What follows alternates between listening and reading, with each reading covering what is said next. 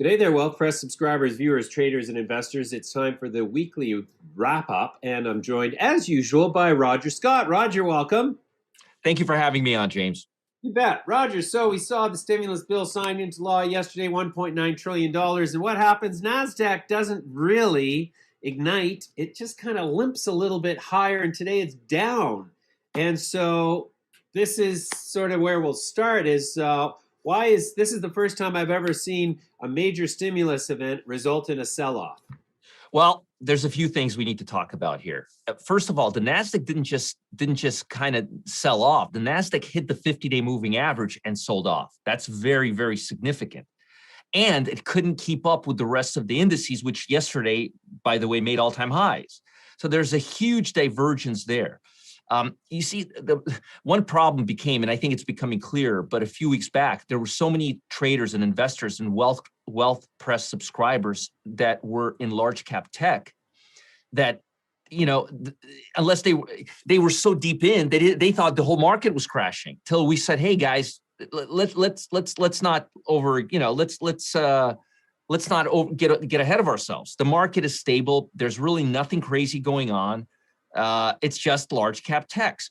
And there's a huge connectivity or correlation right now between the Nasdaq, the large cap Nasdaq, and the 10-year bond market or the long-term bond. It doesn't matter if it's 10-year, 20-year, 30-year, they're correlated to death.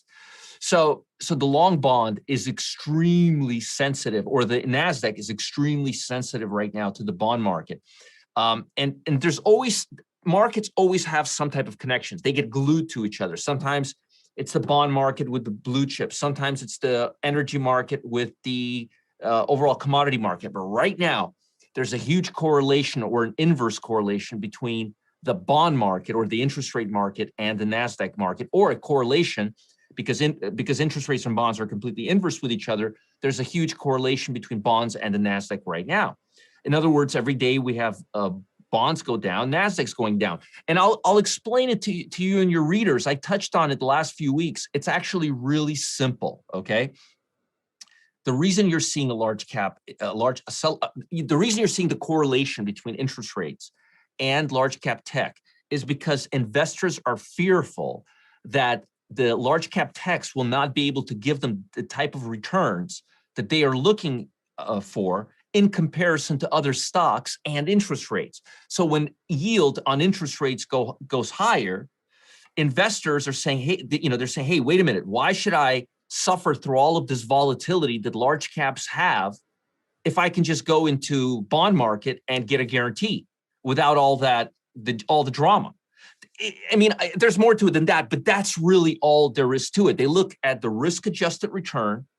So when you look at financial stocks and those stocks, they don't have that type of risk that the large cap Nasdaq stocks do. So in a nutshell, it's investors, traders, hedge fund investors, the world is thinking that the large cap techs cannot move and increase at a fast enough rate.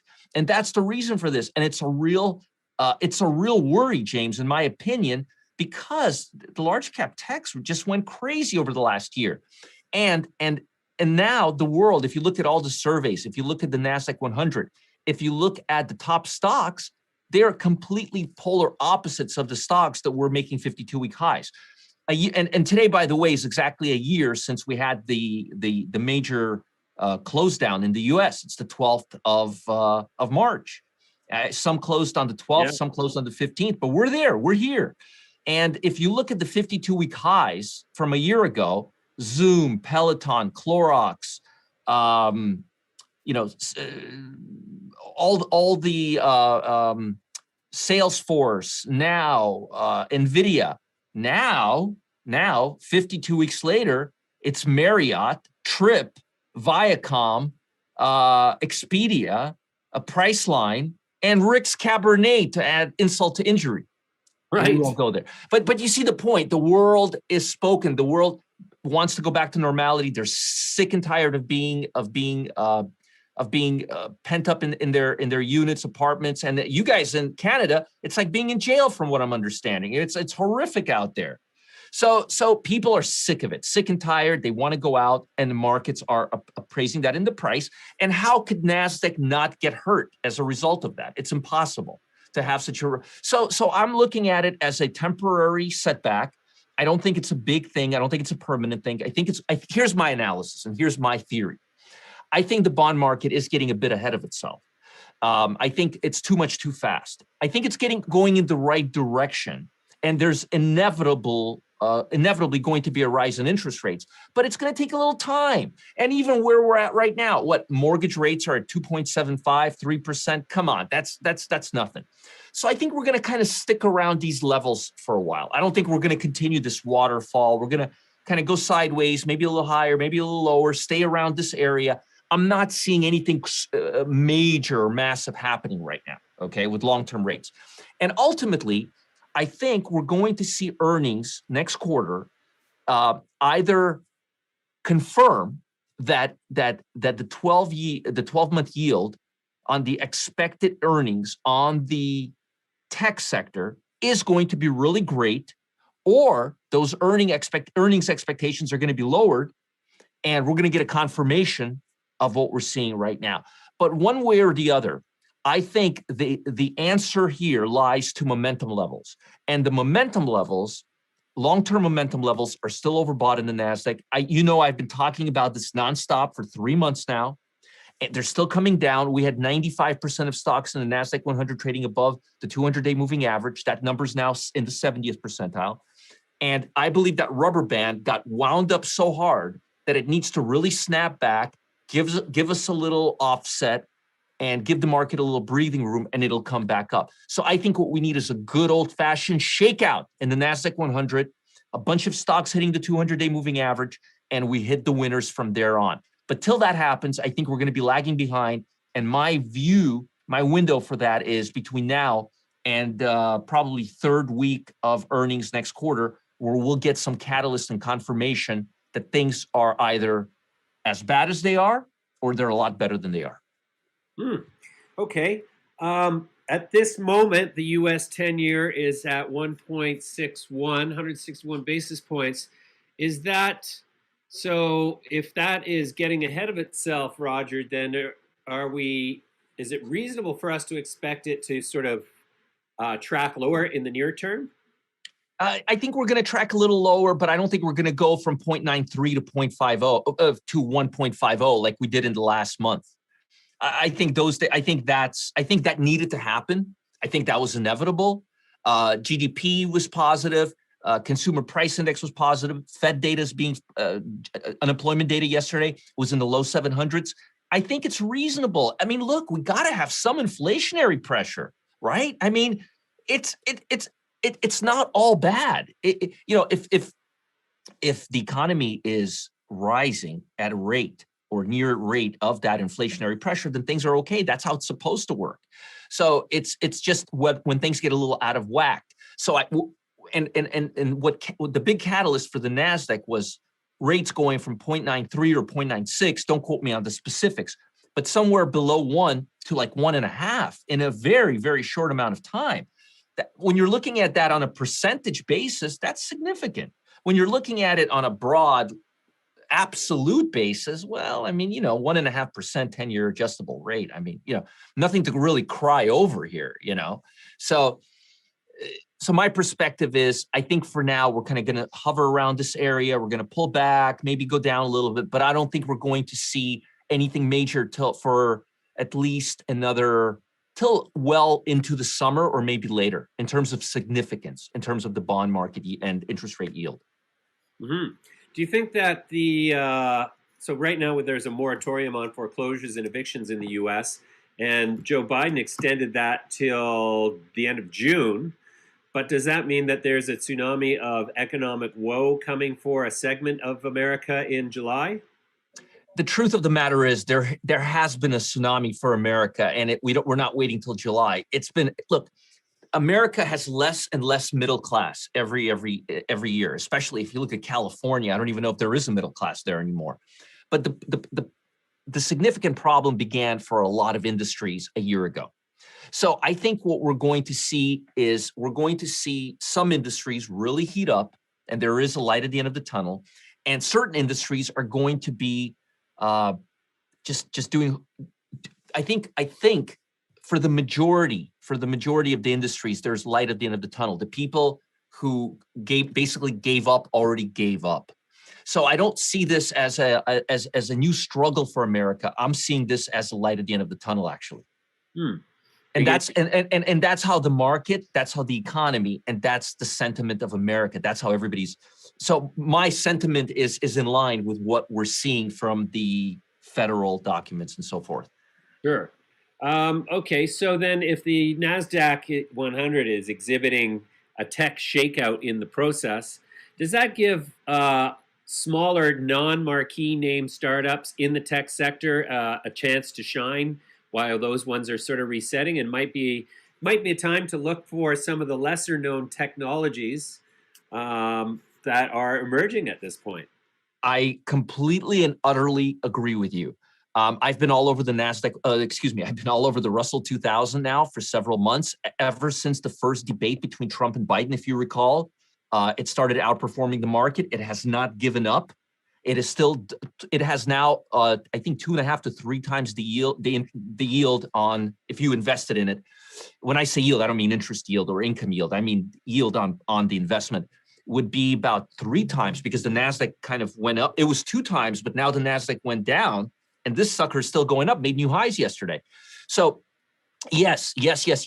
Not only am I seeing potential upside in a lot of smaller tech companies, but they have bucked the trend, the downtrend that the Nasdaq had.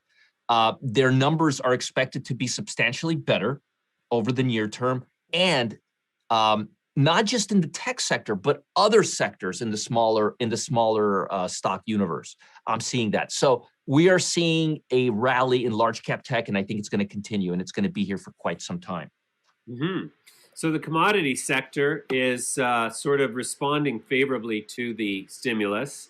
The USCI is at, well, it's up slightly. It dipped from February 26th, but it has been on a relentless march forward since pretty much the end of the sell-off last March, and it's setting at all-time levels. So is the commodity sector and the derivative stocks that are producing those commodities like copper, steel, for example, U.S. steel set a new record today.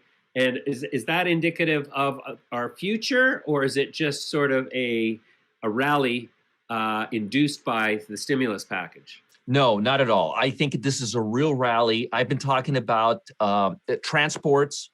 Think about it like this: when back to normality opens up, people are going to be driving. People want to drive. People want to drive. They don't want to fly. They want to drive right now. Gas. I mean, EV is heating up, but it's not there yet. It's only got about 15% of the market. So the majority of people are still using cars. Transports are industrial. It's an industrial subsector. So industrial stocks right now are seeing a major rise, more so than basic materials. They're both in line, but more so than basic materials. But yeah, I'm seeing a big rise in anything industrial and transports, energy, all of the things that we're seeing the hell beaten out of them a year ago is right now rising, and I think it's going to rise substantially more. I think these are real trends. I don't think these are hiccups. Right. And so what about things like precious metals and crypto? Are they sort of a place to head to? Crypto set another record yesterday. I would put gold and crypto. Gold I would kind of put in a quasi. I think gold is in a major multi-year rally. It's going to take its time, but I think it is in a significant upside rally. Crypto's on its own, and I have very mixed feelings towards cryptos. I think, everybody's looking at crypto like this, like what can it do now? This is it. This is all it has. I'm looking at crypto from a 30-year. I think crypto is AOL, and it's 1993 right now. Like NFTs and all of these cool things that cryptos are bringing to the world. I think cryptos came here so fast and they're so cool that the world just doesn't know what to do with them. So they're speculating on them. But I think the actual the actual underlying discovery, the basis, the mechanics of what crypto is based on is going to gain more and more upside and a lot more popularity. For example, baseball cards are going to have a locked-in crypto that and anybody who's using them is going to be able to be identified with a mouse click. Piracy, like when people steal pictures or images online, that's going to be a thing of the past because of cryptos. So a lot of things related to cryptos are not going to come from Bitcoin hitting 60,000 or 50,000 or anything to that. It's going to come from the natural mechanism of what Bitcoin and cryptocurrency and the digitalization process brings to the table. So I think crypto is amazing, but I don't see crypto the way that 99.9% of investors do. I'm seeing it from the long-term perspective. Mm-hmm. I think all this speculation and all, I think it's complete. I think it's like investing in a 50-cent stock. You know, right. But I'm looking at it from what it's going to bring to the table 10 years from now. I mean, just yesterday I was talking to Jeff Zaneri, and we were talking about videos from the NBA that you can buy, and those videos are yours. And if somebody and they have an intrinsic value like a baseball card, and anybody who uses that video, automatically you get paid for it, and it's impossible to steal it because it's locked in real time like crypto. So those type of things. I mean, the world is going to become, because of cryptos, the world may become a tradable entity. I mean, it's mind blowing what it's doing. So to me, a crypto is something so much bigger than what the world is making it out to be right now. Mm-hmm. Interesting. All right. So then where was the best performance for your subscribers in this week? The best performance for my subscribers where it was basically picking the best sectors out of the S&P and shorting the worst performers of the S&P, the ETF funds, that track the best stocks. And right now, financial, energy, traditional energy, financial, and industrial. Those are the places you want to be. You want to be completely opposite places that you wanted to be a year ago. Sentiment is driving this market. Look, has Peloton or Zoom stopped making money? Have we stopped using it? Of course not. But the expectations, the carrots dangling in front of those stocks just got too big, and we have to wait for the need for them to be there again, to stay at home if we have another, God forbid, COVID explosion or whatnot, which I don't think is on the table. I think we're about a month too late for that. I think too many people are getting their vaccine shots now. We're already having a live event here in April. So we're getting past that. But what I think people are I think techs are in a position where they have to prove themselves now. They have to show the world that their estimated value is worth what their stock is priced at. And I think that's where the problem is.